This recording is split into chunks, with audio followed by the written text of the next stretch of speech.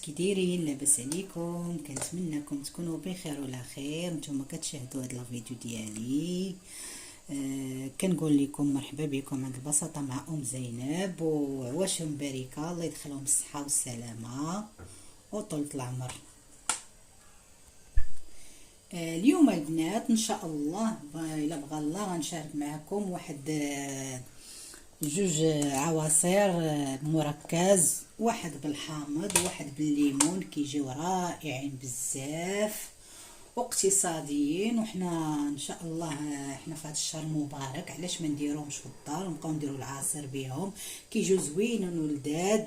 وتبعوا معايا الفيديو. المهم البنات، عندي انا هنا الليمون، ها هو كما كتشوفوا. عندي 2 كيلو ديال الليمون هي اللي خديت، والليمون راني غسلته ودرت له الخل، خليته واحد ثلث ساعه ونشفته وغسلته مزيان. ودابا غادي نديرو الطريقه البنات. عندي هنايا كما قلت لكم عندي الليمون، خديت هنايا 2 كيلو، نتوما على حسب الكميه اللي بغيتو. انا 2 كيلو كافياني. دابا راح ناكلو القشره ديالته كما كتشوفوا. ناخذوا لها قشره صافي البنات.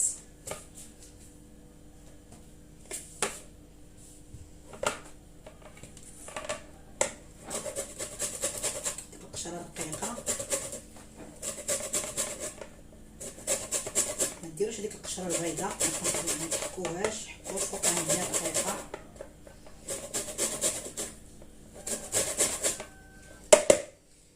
كما كتشوفوا هانتوما كناخذ على القشره رقيقه.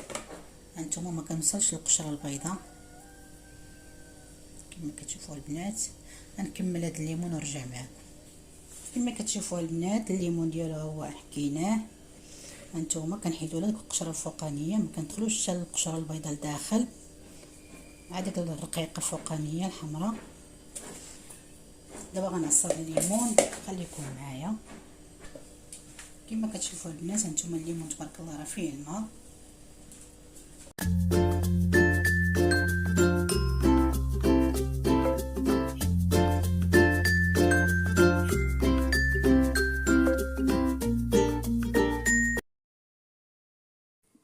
كما كتشوفوا البنات ها الليمون ديالنا هو تعصر وكيتعصر على الليمون، وكتحيد ديك القشره ديالته الفوقانيه والعظومه.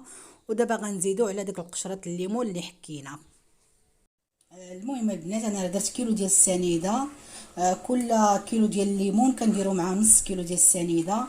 راحت السنيده كنت كنصور وجيت نشوف لقيتها ما تصورتش ليا، كنت دايرها في التبسيط. كيلو ديال السنيده اللي درتها مع الليمون، كل نص كيلو مع كيلو ديال الليمون ديال السنيده. واللي بغى الحلاوه يزيد، واللي ما كيبغيش الحلاوه ينقص. المهم كل واحد على حسب الذوق ديالو. كما كتشوفوا غنحركوا هاد المكونات كلهم.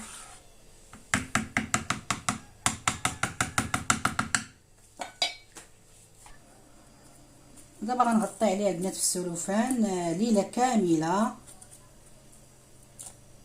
واللي مزروبه وبغات تصايبوا بحال هكا في الصباح وفي الليل تصايبوا، ماشي مشكل. المهم على الاقل 8 السوايع خاص يبقى. المهم انا صايبته في العشيه، غنخليه صافي ان شاء الله في الصباح ونكمل معكم الفيديو. نغطي عليه بالسلوفان. عندي البنات هنايا ندوزو المقادير. عندي البنات هنا 2 كيلو ديال الحامض كما كتشوفوا ها هو. وعندي البنات هنايا كيلو ديال السنيده، حيت كل نص كيلو مع كيلو ديال الحامض كما كتشوفوا. وعندي البنات هنايا الحكاكه، غادي نحك الحامض. نبداو على بركه الله. ناخذوا له هذا، نحكوا له القشره ديالو، على القشره الصفراء ماشي القشره البيضاء كما كتشوفوا نتوما بحال هكا. هانتوما ما كنوصلش للقشره البيضاء الصفراء. غنكمل الحامضه البنات ونرجع معكم. الحامضه البنات راني غسلته بالماء والخل، خليته واحد ربع ساعه في الماء والخل ونشفته. ضروري خصو يتغسل ويتنقى، كيكون فيه التراب. كما كتشوفوا البنات هانتوما انا نخدت الجلفه ديال الحامض رقيقه. هانتوما هو 2 كيلو شحال خرجات. دابا غندوزو نعصرو الحامض كما كتشوفوا. انا غنديرو في العصاره ديال الضو باش يجيني ساهل، واللي ما عندوش ديال الضو يعصر ديال العصاره عاديه ماشي مشكل، باش ربح الوقت. هانتوما الحامض تبارك الله راه عامرنا،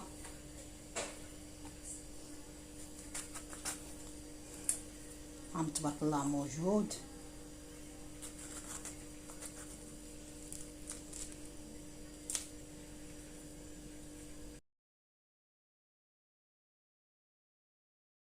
هانتوما هاد القشور ما نلوحهمش البنات، بحال دابا كديروهم في اللي بغى يغسل بهم الدجاج، وكنديرهم انا بحال دابا كتكون عندنا الكاسرونات اللي كيتحكوا بجيكس ولا كوكوط، كندير منهم وحده باش ما كتكحلش ليا كوكوط او كاسرونه، حتى هما ما كنلوحهمش، نديرهم في الماء. كتشوفوا البنات العصير هو ديال الليمون طحن.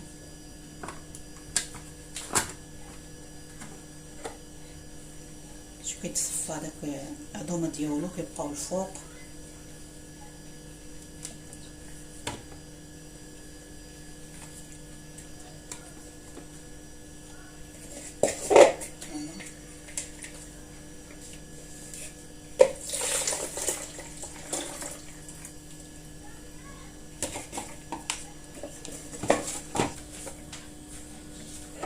ودير الكماله ديال العصير الليمون زي البنات او الحامض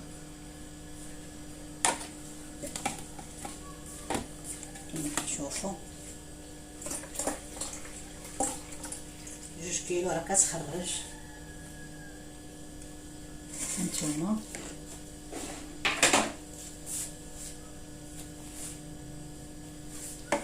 2 كيلو راه كتخرج مزيان، اللي تخرج تبارك الله فيها الخير والبركه. دابا غنزيد عليه 1 كيلو السنيده، كل كيلو الليمون كنديروا ليه نص كيلو ديال السنيده البنات.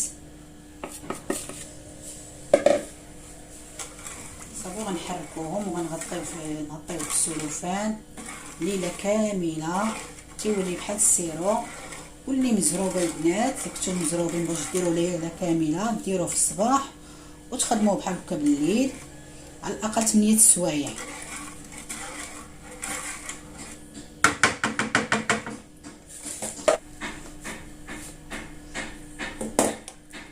غنغطيه بالسلوفان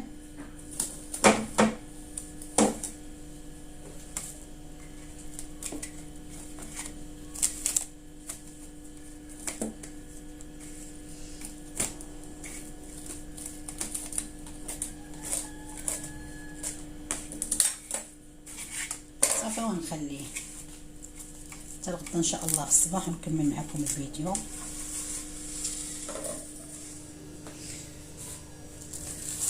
كما كتشوفوا البنات ها الليمون ديالنا المركز خليته ليله كامله، مره بالليل كنحركو باش كيذوب لينا داك السكر ديالو. نتوما شوفوا كيولي، خاصكم ضروري تحركوه حيت هذيك السنيده كتبقى حاتله لتحت. دابا غنصفيها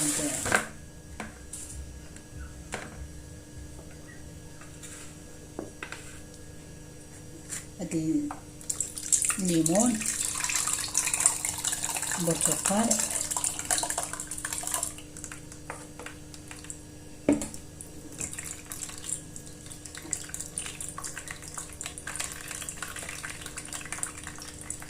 هانتوما كما كتشوفوا كتصفى لينا على الماء ديالو.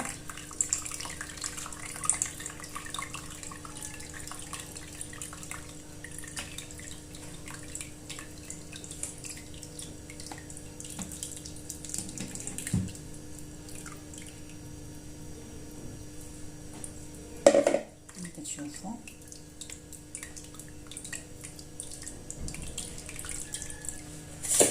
كما كتشوفوا البنات هانتوما هو تصفى لينا الليمون، بقات هذيك القشره ديالو اللي حكينا ها هي كما كتشوفوا فيها. ما غنضيعوهاش، هي غنديروها في بلاستيك ونديروها في المجمد. وقت ما بغينا نصايبوا شي كيكه ولا شي حلوه ولا شي حاجه ديال الليمون كناخذوا منها. هانتوما غادي راه القشره المحكوكه، شوفوا كي تعسلات. ما نعاودش لكم واحد الريحه طالعه منه، منها ريحه زوينه، ريحه البرتقال. خديتهم من درب عمر خاصين بالتجميد.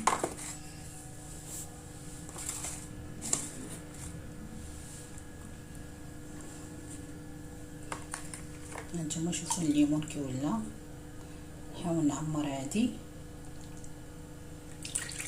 هانتوما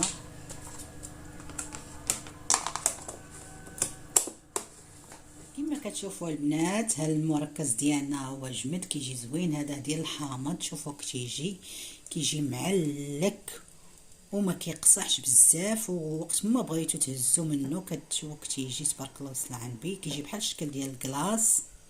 هانتوما كيجي رائع، والمذاق ديالو راه روعه، وما كيبقى فيها بحال هكا كما كتشوفوا البنات، كيجي معلك وزوين. وهنايا الليمون كما كتشوفوا فيه البنات حتى هو كيجي معلك وزوين. هانتوما حتى هو كيجي زوين ورائع، ما كيقصحش، وكنديروه في هذا البلاستيك الغذائي، وكيبقى في المجمد. وقت ما بغينا كنجبدو منه، كنزيدوه مع الماء، وكنزيدو مع الفواكه اللي بغيتو، ولا بلا فواكه. بعدا هذا الحامض بلا فواكه كيجي رائع. مازال الليمون نزيدو مع الفواكه. كما كتشوفوا البنات، هذا هو العصير ديال الحامض. هذا المركز اللي وريتكم ها هو كيجي رائع. درت مع واحد طرونج ديال الحامض، وهذا عصير الليمون او البرتقال. شوفوا كتيجي حتى هو زوين، ونتمنى يعجبكم. وكنتمنى البنات هذا الفيديو يعجبكم، وما تنساوش البنات ديروا لي لايك وبارطاجيو الفيديو مع الاهل والاحباب. وكنشكركم بزاف على التعاليق ديالكم الزوينين داخل الوطن وخارج الوطن. وما تنساوش البنات تجربوا هذا المركز ديال البرتقال او الليمون والحامض حتى هويا، وخلوا لي في التعليق كيفاش جاكم، وبسلام عليكم.